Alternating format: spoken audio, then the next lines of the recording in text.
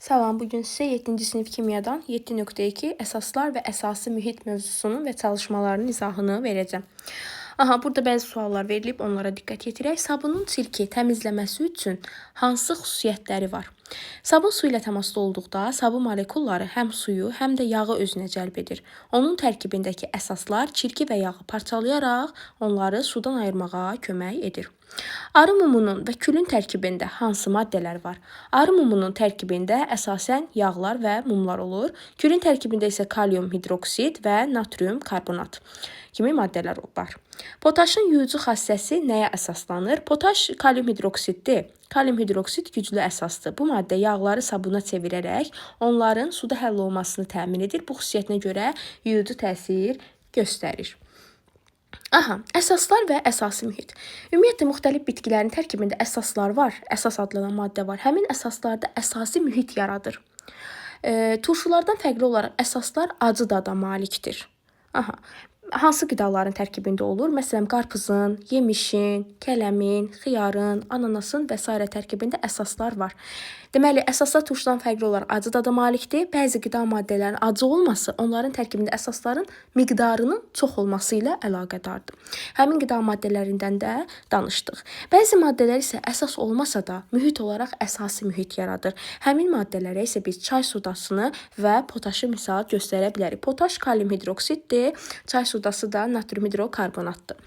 Turşular kimi əsaslar da gündəlik həyatımızda bizim həyatımızda böyük rolu var. Əsaslardan yuyucu vasitələrin alınmasında, bərk sabunun alınmasında, maye sabununun alınmasında, bir də batareyaların alınmasında istifadə olunur. Qüvvətli əsaslar, ümumiyyətlə qüvvətli əsaslar suda yaxşı həll olan əsaslardır. Qüvvətli əsaslar biz adlandırırıq qələvilər. Qələvilərin suda məhlulu qələvi mühit yaratdığına görə onlara bu ad verilib və dəri ilə təmasda olanda qələvilərin suda məhlulu dərinin səthində sürüşkənlik yaradır. Bunu sabun ilə əlimizi yuyanda da həmin sürüşkənliyi biz hiss etmiş oluruq. Məsələn, qələvilərə, yəni suda yaxşı həll olan əsaslara misal olaraq göstərə bilərik litium hidroksidi, daha sonra natrium hidroksidi, kalium hidroksidi, kalsium hidroksid. Misaldır ki, bunlar qələvilərdir. Yəni, suda yaxşı həll olan əsaslar qələvilər adlanır. Qələvilər qələvi mühit yaradır. Deməli, litium hidroksidin formulu litium OH-dır. Onda litium sabunlarının alınmasında istifadə olunur. Natrium hidroksidin formulu isə natrium OH-dır. Kalium hidroksidin formulu isə kalium OH-dır. Biz əsasların formuluna diqqət yetirsək görürük ki, əsasların tərkibində metal atomu ilə birləşmiş hidroksid qrupu olur. Deməli, əsasların tərkibində hidroksid qrupu olur. Hidroksid qrupu hansı qrupdur? OH qrupudur. Qələvilər güclü suuducu maddələrdir. Bitki küllərinin tərkibində əsasən natrium hidroksid və kalium hidroksid olur. Biz bayaq dedik ki, deməli, əsaslardan yuyucu vasitələrin bərk sabunu və maye sabunu alınmasına istifadə olunur. Maye sabunun alınmasında kalium hidroksiddən istifadə olunur. Diqqət yetirin bura bu şəkilə. Maye sabunun alınmasında kalium hidroksiddən istifadə olunur. Bərk sabunun alınmasında isə natrium hidroksiddən istifadə olunur. Kalsium hidroksidin formulu isə kalsium OH2 şəklindədir. Kalsium hidroksid sönmüş əhəng adlanır. Əgər biz sönmüş əhəngi suya töksək, onun bir hissəsi suda həll olacaq. Bir hissəsi isə suda həll olmayacaq.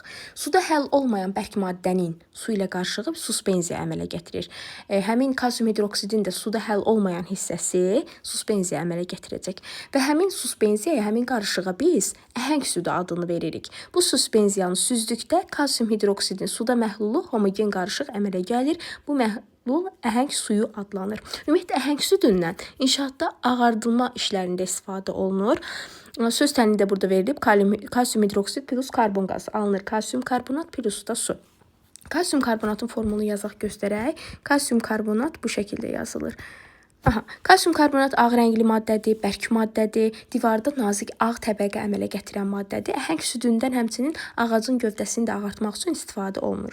Biz qüvvətli əsaslardan danışdıq. Qüvvətli əsaslara litium hidroksid, natrium hidroksid, kalium hidroksid, kalsium hidroksid və s. misal göstərdik. Məlumat verdik hər biri haqqında. İndi isə keçirik zəif əsaslardan danışmağa. Zəif əsaslara naşatır spirti misal göstərə bilərik. Biz öncəki dərslərimizdə naşatır spirti haqqında məlumat almışdıq.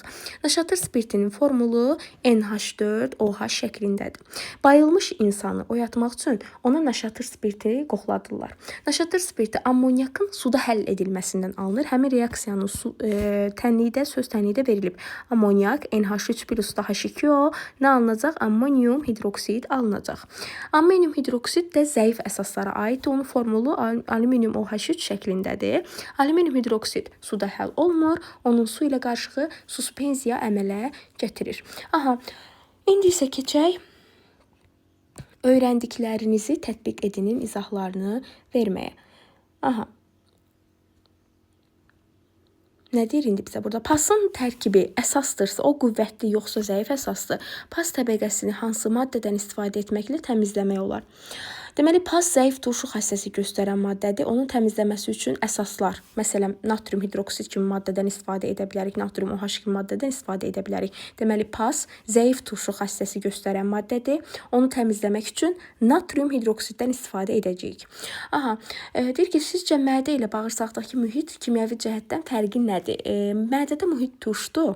Çünki mədədə xlorid turşusu var. Bağırsaqlarda isə mühit qələvidir. Burada həzm üçün fermentlər qələvi şəraitdə fəaliyyət göstərir. Daha sonra keçək öyrəndiklərinizi yoxlayın izahını verməyə. Əsaslar üçün ortaq elementlər hansılardır? Əsas üçün ortaq element biz bayaq da dərs sahilində dedik ki, nədir? OH qrupudur əsaslar üçün. Və əsas verən metal ionlarıdır. Məsələn, natrium, kalium, kalsium, maqnezium və s. Metal və hidroksid qrupundan ibarət mürəkkəb maddələr əsaslardır. Kaliumun əmələ gətirdiyi əsasın formulunu yazın. Kalium necə formul əmələ gətirdi? Kalium OH. Kalium hidroksid. Ammoniak məhlulu ilə brokoli suyunun ortaq və fərqli cəhətləri nədir? Ortaq odur ki, hər ikisi zəif qələvi mühitə malikdir. Hər ikisi zəif qələvi mühit yaradır. Hər ikisi.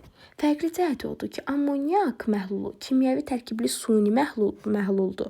Brokoli suyu isə təbii bitki mənşəlidir və tərkibində başqa maddələr də ola bilər. Bugünkü izahımız bura qədər. Kanalıma dəstək olmağı, videomu like etməyi və rəy bildirməyi unutmayın.